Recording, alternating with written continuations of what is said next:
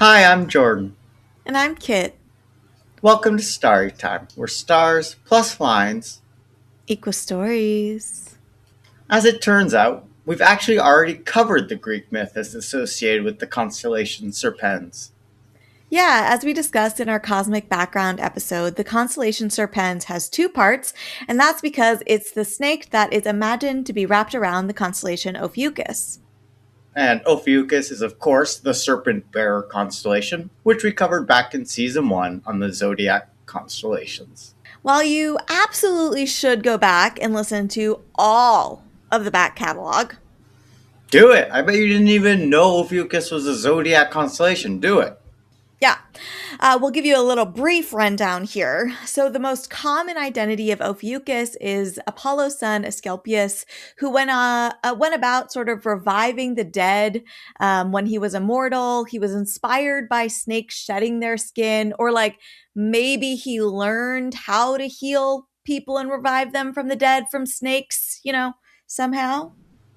So, that's a snake connection then. Yeah, it's tenuous. It's very tenuous. So he's just going about his mortal life, healing the sick, bringing people back to life. And our guy Hades really took offense to this and convinced his brother Zeus, just go ahead, murder the guy that is healing people and bringing back them from the dead.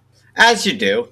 At which point Apollo, who had been an absent dad, who had previously schlepped Asclepius off to Chiron for raising, decides, well, now he cares a lot.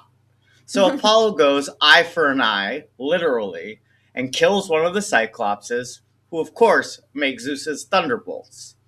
And for some reason, that gets Apollo a 1-year ban from Olympus, but also gets his son put in the night sky and resurrected as the god of healing and medicine. Yeah, all's well that ends well. But if you want more details on that story, alternative identities of the serpent bearer, and our reconstellations of the Ophiuchus myth, feel free to check out our Ophiuchus episode. So there isn't a separate myth that we can talk about today about this particular snake in the night sky. So in today's episode, we'll talk a bit about what other cultures saw in this part of the night sky, and then talk about two Greco-Roman snake-related figures who we haven't had a chance yet to meet. In ancient Chinese astronomy, the stars we associate with Serpens are found in the three enclosures mansion and in the heavenly market left wall and the heavenly market right wall asterisms. And a few others of them are located in the azure dragon of the east within the root mansion and the root and celestial milk asterisms. Ooh, the celestial milk kind of reminds me of the Greco-Roman Milky Way origin myth. Remember that one? Oh yes, back in the Hercules episode, really not one of my favorite myths. No. No, no. No. In ancient Babylonian star lore, Ophiuchus is aligned with the constellation of the sitting gods. It's not clear, however, who these sitting gods are or what they look like, according to Gavin White's book Babylonian Star Lore. White argues that perhaps Ophiuchus is one of these sitting gods, who may have been one of the serpentine gods. White suggests that it could be Nera, who is sometimes shown as a snake, or possibly a man with legs of snakes, or as a god holding a snake by its head. That does sound like Ophiuchus to me. Very Ophiuchus. So White argues that, of course, the Greeks most likely took inspiration from the original figure and then turned it into something that better fits their narrative.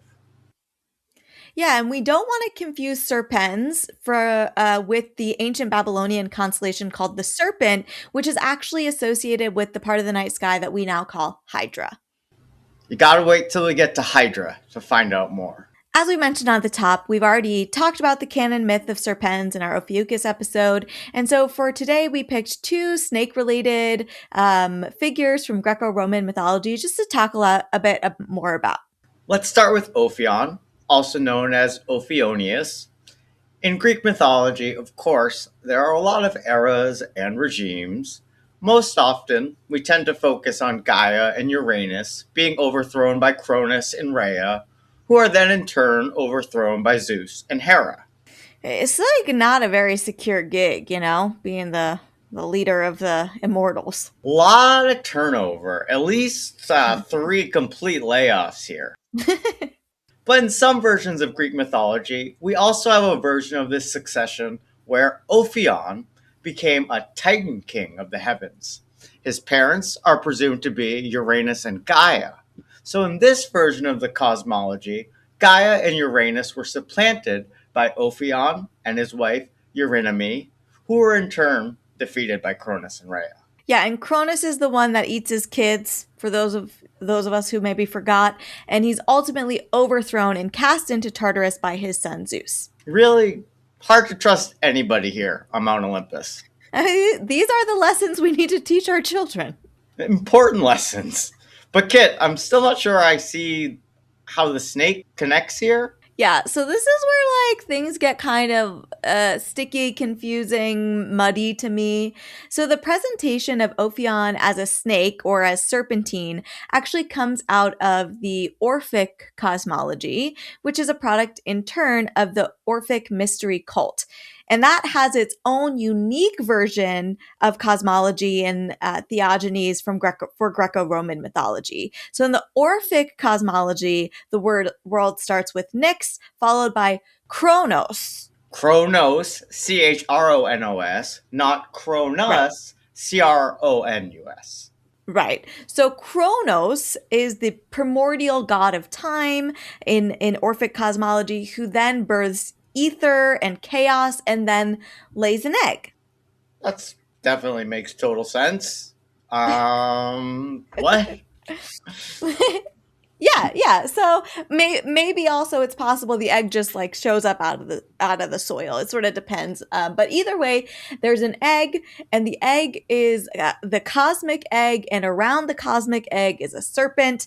And then this is where I couldn't quite follow, because the serpent around the egg is also called Ananke, who is another sort of primordial goddess of basically necessity or inevitability, who's non-corporeal.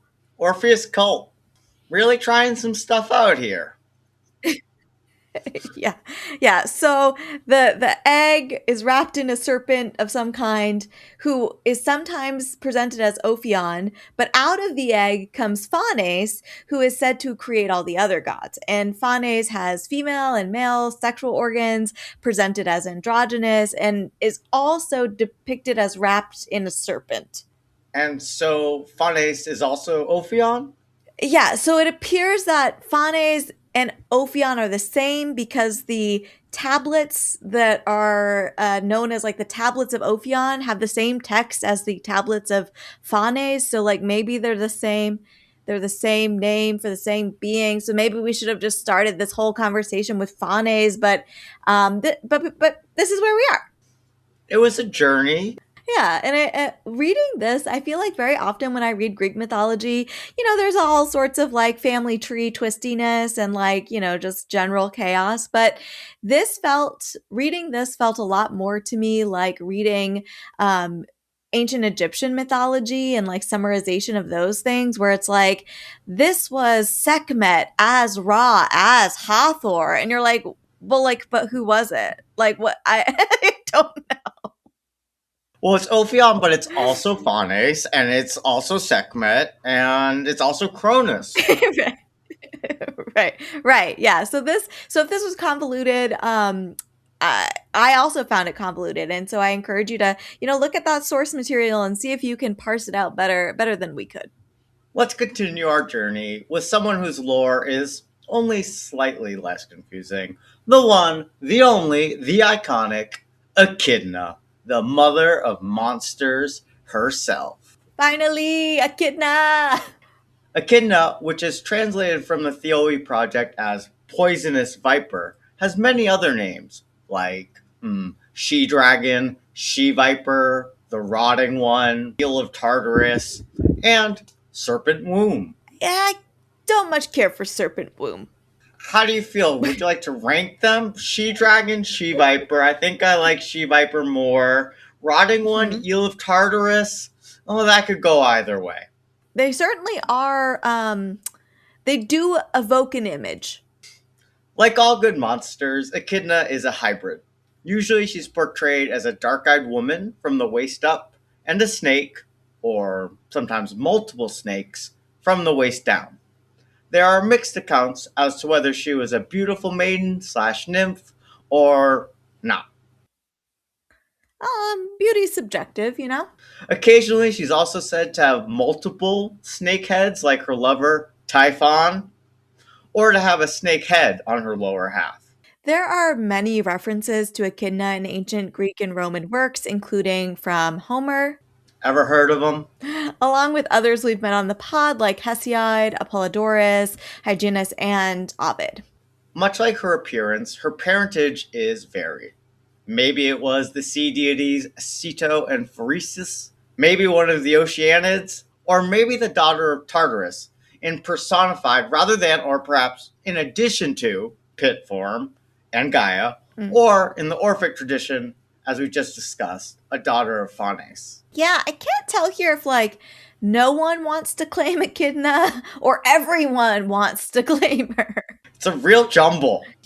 We haven't even gotten to the next question, which is, where does Echidna even live? Hesiod puts our friend in a cave far from the gods and mortals, but others say she's imprisoned in Tartarus, the location pit of doom, with Typhon.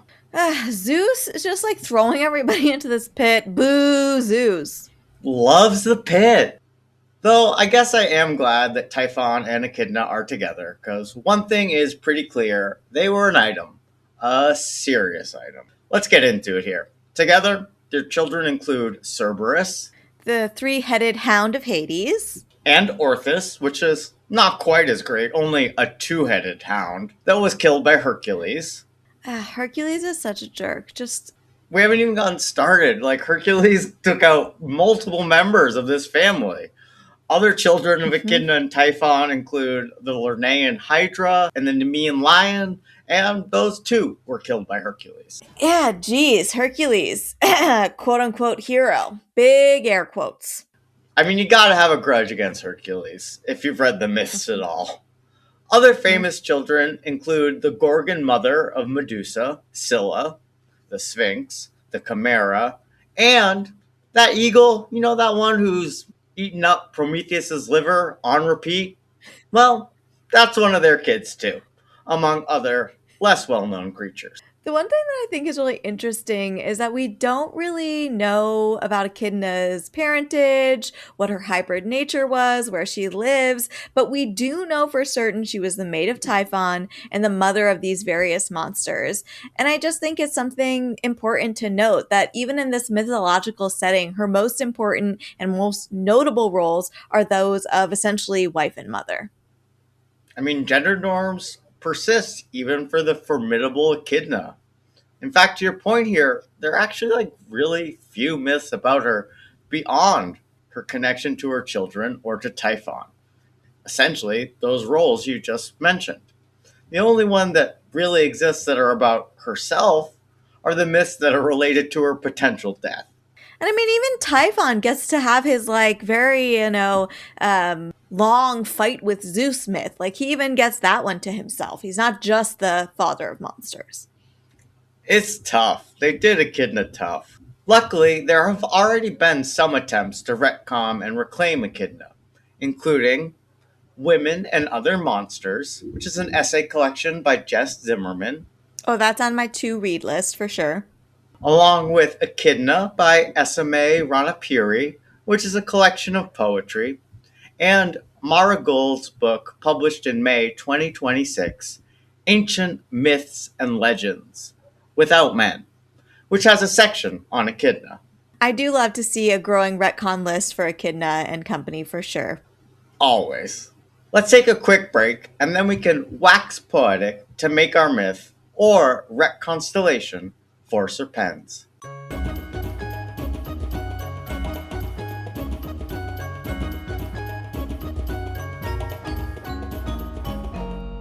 In this part of the episode, we would usually either wax poetic and come up with a new myth, or we'd retcon Constellation, an existing myth, and try to revise it, in the long-standing effort to capture our minds, our hearts, and our souls. But today it can kind of fall into either category, really. While Serpens, as we said, does have a story associated with it, it's the Ophiuchus story. We already retconned that back in season 1. So this is a chance to come up with something new, or to do a Constellation related perhaps to some of the other myths that we've talked about today, which perhaps might be a better Serpens for the night sky. Which way did you decide to go with this one, Kit? The first thing I did was go back to our Ophiuchus episode to refresh myself on my retcon, and wow, I'm like I was really in a stride. If you don't want to hear what my retcon is and you would like to experience it in full in the back catalog, just skip ahead. I don't know, maybe like 30 seconds or so. Okay, so you've skipped ahead if you've decided to do that. But no, what I did was I replaced the serpent bearer Ophiuchus with Britney Spears holding a snake in her iconic VMA performance in 2001. What more of a retcon do you need? Yeah, it's simple, it's clean, it's effective. You were cooking in season 1. You really were. I had genuinely forgotten, and I laughed out loud when I went back to hear. I was like, oh my goodness, what a take. So since that's obviously perfect, just as it is, I decided to start retconning and thinking about Echidna's myth. So as we discussed before, Echidna really only gets noticed as Typhon's mate and as the mother of these creatures. And so I started thinking about Echidna in the sort of pre-Typhon days. So in my retcon, Echidna is a protector who creates obstacles that prevent the quote-unquote heroes from going into the lands of her worshippers, thereby sparing them exposure to the gods and to the pretty icky behaviors of these quote-unquote heroes. In so doing, of course, she makes enemies, and these heroes end up later in her life killing her children in retribution because she's much too powerful to attack herself. In the end, however, she keeps the mortals under her care safe, and they put her in the night sky in memory, and perhaps in this Constellation, Ophiuchus is, just a generic bad guy hero that she is binding and taken out. I love this one. Finally, Echidna gets her real backstory and actually gets cast in a role that's a protector rather than just a wife or a mother. I mean, what a great retcon. How about you, Jordan? Where did you go with this one? Well, this one was tough. Like I said, we had a lot of options. I was going to do a Constellation of my own, but then I started to look up some of the other myths about snakes that are from around the world, and they were way better than anything I felt like I could come up with. So I was just like, why don't I just share a couple of those here? So the first one that really caught my eye were the myths of the Bimbinga people of Northern Australia. They have a supernatural being known as Bobby, who lives in the heavens in the dream time. And Bobby is a huge snake, and originally was pretty benevolent, kind to humans. From the heavens, he saw that us humans, we did need more than just water to survive. So he created the flying fox for them to catch and eat. Flying fox, of course, is a really big bat. When the bats flew too high for the humans to catch them, Bobby did him a real solid. He removed one of his own ribs and gave it to humans, who used it as the first ever boomerang. So Bobby's really trying to help people out here. Gives them food, gives them ways to hunt. But according to the tradition, some humans were not satisfied with these gifts and anxious to see what heaven looked like. Two men pretended they wanted to open a hole in the sky and thank Bobby personally. They hurled the ribbed boomerang and tore a huge hole in the clouds, which startled Bobby so much they failed to catch the boomerang, which fell back to Earth and killed these foolish men. This was the first time that death had visited the human race. So Bobby has remained aloof in heaven ever since, making no more attempts to help the human. Well, I love Bobby Bobby. I've never heard of Bobby Bobby before, so yes, very compelling. Really learns a lot about humans right away. Hmm. The other one I really liked was in Chinese mythology, they have a woman headed snake. So this is kind of echidna adjacent. But Hmm. in this scenario, this hybrid woman headed snake is named Nua, and she's responsible for making the first humans. So we're the monsters now. Um, obviously. So she makes them one at a time out of clay, and delighted she makes, of course, one figure after another, and each one comes to life, and she starts to really entertain herself and amuse herself making mud figures and watching them come to life. But our good friend Nua does start to get a little bit exhausted, lazy, whatever you want to call it. She needs to conserve her energy. So she dips a rope in clay and then flicks it. So blobs of clay land pretty much everywhere. And those blobs of Mm. clay also became individual humans. And then in this mythology, the first humans of hers, the ones that she actually meant to make, were high class. But the second ones, the drips of blob clay, they were the low class. Well, it is an explanation for social stratification. Mm-hmm. Yeah, both better than literally Ophiuchus was inspired by snakes, and so here's a snake. Like both sort of actually create a myth around the snake, which in the night sky, which I like. I mean, to be fair, none of them top just replacing Ophiuchus with Britney Spears and the Snake from the 2001 MTV VMAs. Like everything else beyond that, we love Bobby Bobby here. We love Echidna, but Mm. you already nailed it the first time around. Everything else here is just us trying our No best to catch notes. up. No notes. Perfect. Now it's time for our segment Oracle AI, where we ask the Oracle to create a myth related to our constellation of the month.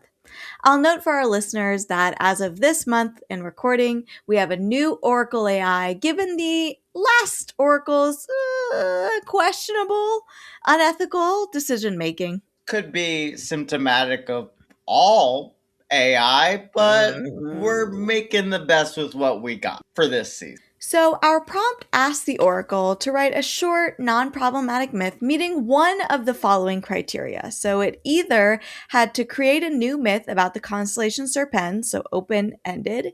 Two, retells the myth of Echidna as a myth for Serpens, so does a retcon. Or three, retells the myth of the Orphic snake as a myth for the constellation Serpens. So, kind of giving it some leeway to decide how to proceed. We love to give the Oracle a lot of leeway for creativity, but this is great. You've sort of given it three paths, all three of which could lead to some interesting results. Yeah, just wanted to see where quote unquote inspiration struck. Let's find out.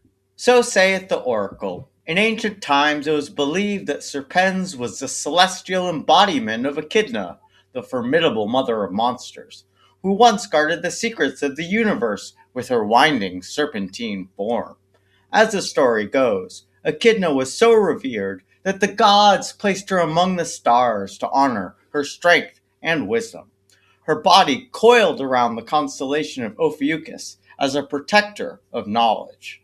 Her tail stretched into serpents, symbolizing the endless cycle of life and rebirth, while her head rested near Ophiuchus, guiding lost souls and explorers alike. This myth reminds us that even in chaos and danger, there is a deep well of wisdom and protection, shining eternally in the night sky for those who seek truth. I'm not like mad about this myth. I'm not sure I understand it. They call her the mother of monsters, but then how does she come to be a hero? Is Ophiuchus somehow the embodiment of knowledge now? Why are we talking about the endless cycle of life? So, like, I guess I have questions. Like, I'm happy Echidna is like getting her shine, but I'm also confused. I feel like it tried to answer all three of the questions as opposed to choosing one, and it kind of Hmm. just created like a little word stew here. The endless Yeah. cycle of life and rebirth is in here. The guarding the secrets Mm-hmm. with the serpentine form, the mother of monsters. Mm. It's like, what facts do I know about Echidna that aren't problematic? And then Right. threw them into a paragraph. I'd just say overall, Oracle just didn't do as good a job as we did, or as the prior existent myths, Bobby and Nua. This brings us to the end of our episode this week. Join us next week for the pop culture segment of our constellation, Serpens.